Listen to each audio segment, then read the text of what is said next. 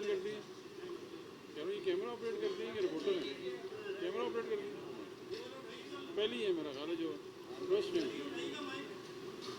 یہ سما کا مائک دیکھیں جن کو بسم اللہ الرحمن الرحیم۔ جیسا کہ آپ جانتے ہیں کہ اس وقت پاکستان کی سب سے بڑی کورٹ سپریم کورٹ میں جو امینڈمنٹس ہوئی ہیں نیب اکاؤنٹیبلٹی لاز میں، اس کے اوپر اس وقت اس کی ہیئرنگ ہو رہی ہے اور خواجہ حارث صاحب اس وقت اپنے دلائل وہاں پر دے رہے ہیں۔ ہوا کیا ہے، جب سے یہ حکومت آئی ہے جس کو ہم امپورٹڈ حکومت کہتے ہیں، ہمارا پہلے دن سے یہ موقف ہے اور ہر گزرتے دن نے اس موقف کو ٹھیک ثابت کیا ہے۔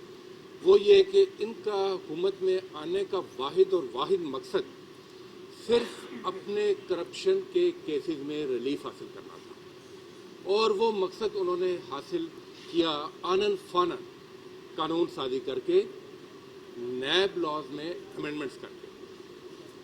نیشنل اسمبلی میں تو ان کی میجورٹی تھی، وہاں سے وہ نکل گیا۔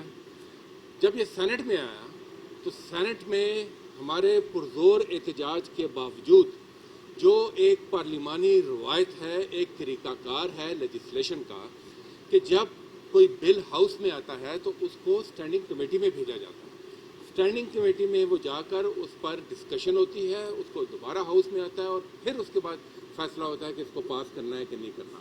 مگر یہ اس قدر جلدی میں تھے کہ انہوں نے سینٹ میں بھی اس بات کو گوارا نہیں کیا کہ اس کو اسٹینڈنگ کمیٹی میں بھیجا جائے، اور آنن فانن انہوں نے اس کو وہاں سے بھی بلڈوز کیا، تاکہ وہ جو بنیادی مقصد تھا حکومت میں آنے کا، وہ مقصد حاصل کیا جائے اور کیسز میں ریلیف حاصل کیا جائے۔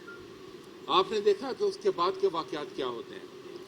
اس کے بعد روزانہ کی بنیاد پر درجنوں کیس، جن کی تعداد اب سینکڑوں میں پہنچ چکی ہے، وہ کیسز عدالتوں سے واپس ہو رہے ہیں۔ جن لوگوں پر کرپشن کے الزامات تھے اور جن لوگوں پر کرپشن کا جرم بھی ثابت ہوا، سب کو ریلیف مل رہی ہے۔ اور آپ جب اس لاء کو دیکھتے ہیں تو اس لاء میں آپ کو، میں تو کہوں گا، مذاق کا خیز چیزیں نظر آتی ہیں۔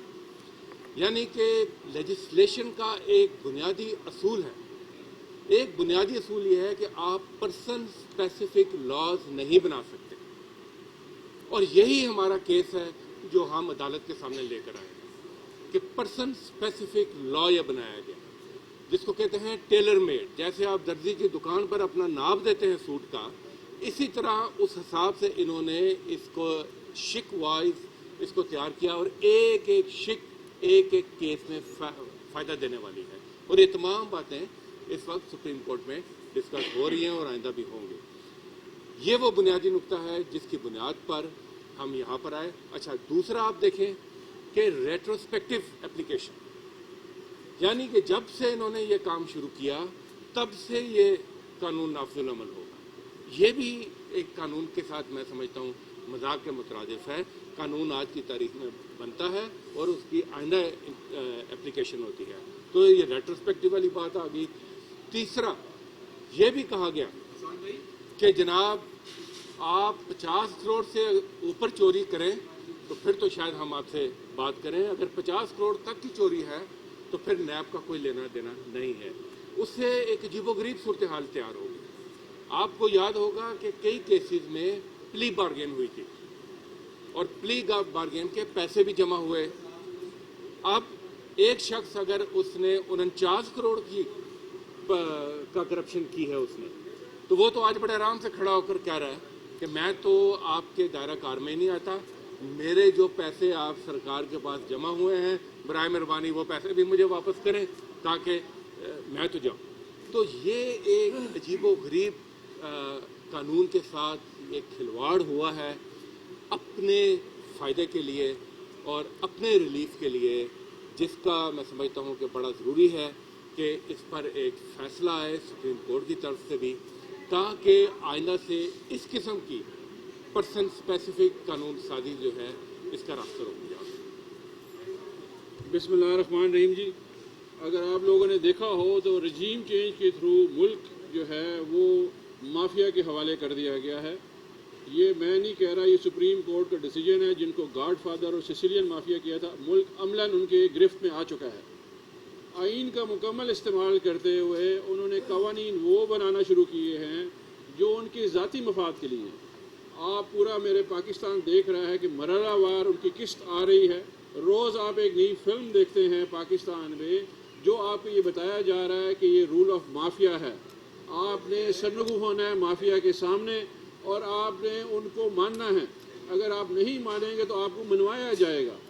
اگر آپ یہ مرحلہ وار قسطیں دیکھیں تو ایک ملک جو کہ 6% گروتھ پہ جا رہا تھا اس کو 2% پہ لایا گیا، جہاں پہ ڈالر جو ہے 180 کا تھا وہ 250 تک گیا اور ابھی نیچے کی طرف آ رہا ہے وہ، اور لوگوں کے پاس بجلی دینے کے لیے، بجلی کے بل دینے کے لیے پیسے نہیں ہیں۔ اس وقت ملک قصبہ پرسی کی حالت میں ہے کیونکہ مافیا مسلط کر دیا گیا ہے۔ آپ نے یہ ٹریلر بھی دیکھا اور یہ فلم بھی دیکھی، جب ایک شخص جو مفرور تھا اس ملک سے اس کو واپس لایا گیا، اس کو یہاں پہ ہمارے پر مسلط کیا ایز اے وزیر خزانہ، اور جب ہمیں بتایا جاتا تھا کہ اس نے ملک کو دیوالیہ کیا ہے، یہ ہٹ مین ہے، آج وہی اس ملک کا سیویئر بتایا جا رہا ہے۔ وہ لوگ جو کل تک ان کی پارٹی بتاتی تھی کہ یہ قتل میں ملوث ہیں، عوام کو قتل کراتے ہیں، ماڈل ٹاؤن کے قتل میں ملوث ہیں، وہ لوگ مسلط کر دیے گئے، ہمارے اوپر انٹیریئر منسٹر لا دیا گیا ہے۔ اور کل ایک نئی قسط آپ نے دیکھی، وہ قسط تھی جب لنڈن سے ایک مفرور اشتہاری جس کو اجازت دی گئی تھی، کل تک جس کو نیب نے بتایا تھا کہ تائیات نااہل ہے، اس کو ایک نئی قسط کے تحت آپ کو دکھایا گیا اور اس نے چیلنج کیا پاکستان کے اداروں کو، اسی سپریم کورٹ کو جس نے فیصلہ سنایا ہوا ہے۔ اور مزے کی بات یہ ہے کہ جب آپ ڈسکشن دیکھیں سپریم کورٹ میں، وہ 9(5)(a) کے اوپر گفتگو ہو رہی ہے کہ بار ثبوت جو ہے، جو ہماری جو آئین ہے اس میں قرارداد مقاصد اس کا حصہ ہے، وہ کہتے ہیں حاکمیت اللہ کی ہے اور اس کی حاکمیت کا ایکسرسائز چوزن ریپرزینٹیٹیو، منتخب نمائندے کریں گے۔ یہ وہ منتخب نمائندے ہیں جنہوں نے ذات کے لیے فیصلہ کیا، ذات کے لیے قانون بنایا، اور یہ قانون ہوتے ہوئے بھی اتنے بڑے اپارٹمنٹ جو لنڈن میں ہیں، جہاں سے کل وہ پریس کانفرنس کر رہا، ہم پروو نہیں کر سکے۔ کل کو جب یہ بار ثبوت نیب پہ آئے گا پھر تو کھلی چھٹی ہے۔ تو میرے پاکستانیوں، میرا میسج یہ ہے آپ لوگوں کو کہ میں نے دیکھا ہے کہ پاکستان میں کرپشن ایک بندے کا ایشو ہے، اس کا نام ہے عمران خان۔ آج کی جو ہیئرنگ ہو رہی ہے وہ عمران خان کی پٹیشن ہے۔ سیاسی اشرفیہ کا کرپشن کوئی ایشو نہیں ہے، سیاسی اشرفیہ کا اور جو پاور ایلیٹس ہیں اس ملک کے، ان کا کرپشن ایشو نہیں ہے، ایشو صرف عمران خان کا ہے۔ وہ ایک واحد دیوار ہے ان کے رستے میں کھڑی ہے، جس کو یہ روکنا چاہ رہے ہیں، جس کو یہ گرانا چاہ رہے ہیں، لیکن اللہ تعالیٰ نے یہ ملک اس مقصد کے لیے قائم کیا ہے، وہ مقصد حاصل کر کے رہیں گے۔ خودداری بھی ان کا مسئلہ نہیں ہے، جو عمران خان سب کو بتاتا ہے کہ جی خوددار قوم ہونی چاہیے۔ تو اس وقت اس قوم کو اس کیس کے اوپر کڑی نظر رکھنی چاہیے، کیونکہ یہ صرف کیس یہ نہیں ہے کہ جی آپ کے پیسے جائیں گے، آپ کے اوپر مافیا مسلط کیے جائیں گے، جس طرح بھی مسلط ہے۔ اس کا پیچھا نہ چھوڑیں، اس میں انٹرسٹ لیں۔ ڈے ٹو ڈے ہیئرنگ ہو رہی ہے، آپ ضرور سنیں، تاکہ یہ ایک ملک کا مسئلہ ہونا چاہیے، صرف عمران خان کے نہیں ہے۔ پیسے صرف عمران خان کے نہیں، آپ لوگوں کے ہیں، جو یہاں سے ایون فیلڈ، سرے محل، وہ سارے خریدے گئے، وہ آپ کے پیسوں سے تھے۔ اور یہاں پہ جو مافیا ہے، جو مسلط ہے، جو انٹیریئر منسٹر کی صورت میں ہے، جو ہیلتھ منسٹر کی صورت میں ہے، جو یہاں پہ فائنانس منسٹر کی صورت میں ہے، یہاں پہ پرائم منسٹر، آپ یہ دیکھیں یہاں کا جو ملک کا وزیر اعظم ہے اور اس کے بیٹے کو انڈائٹمنٹ فرد جرم عائد ہونا تھا اور اس کو آپ نے مسلط کر دیا۔ تو یہ بہت دکھ کا مقام ہے اور افسوس کا مقام ہے کہ اسلامی جمہوریہ کے لیے جہاں پہ کوئی اخلاقیات نہیں رہی ہیں، چاہے وہ کرپشن ہو، چاہے وہ مالی بدعنوانی ہو، کسی قسم کا بھی ہو، اس میں پاکستان جو ہے اس وقت نچلی سطح پہ آ چکا ہے۔ بہت رانی صاحب یہ بتائیں کہ کب تک پاکستان تحریک انصاف نے لانگ مارچ کا اعلان کرے گی، کیونکہ آلریڈی یہاں پہ کنٹینرز لگ چکے ہیں، شہر میں لوگوں کو بہت زیادہ مشکلات کا سامنا کرنا پڑ رہا ہے، پیدل آنا پڑتا ہے لوگوں کو نادرا چوک سے یہاں سپریم کورٹ تک بھی، تو کب تک اعلان کریں گے؟ وہ رانا صاحب تو پہلے ہی کنٹینرز لگا کے بیٹھ گئے۔ دیکھیں جی، اس میں جو ہے آج جو ہم پریس کانفرنس کر رہے ہیں وہ اس کیس پہ ہے، یہ بہت ضروری ہے۔ ابھی تک ہم نے ڈیٹ اناؤنس نہیں کی ہے، لیکن یہ ایک خوف ہے، جب بھی آپ چوری کریں گے نا وہ خوف زدہ رہیں گے۔ یہ خوف زدہ ہونے کی پہلی نشانی ہے کہ ابھی ہم نے ڈیٹ اناؤنس نہیں کی اور انہوں نے سارا جو ہے اسلام آباد اس کو انہوں نے محاصرے میں لے لیا ہے۔ تو جب ہم ڈیٹ اناؤنس کریں گے، آپ دیکھیں جب خان صاحب کو پتہ ہے وہ اناؤنس کریں گے۔ Thank you.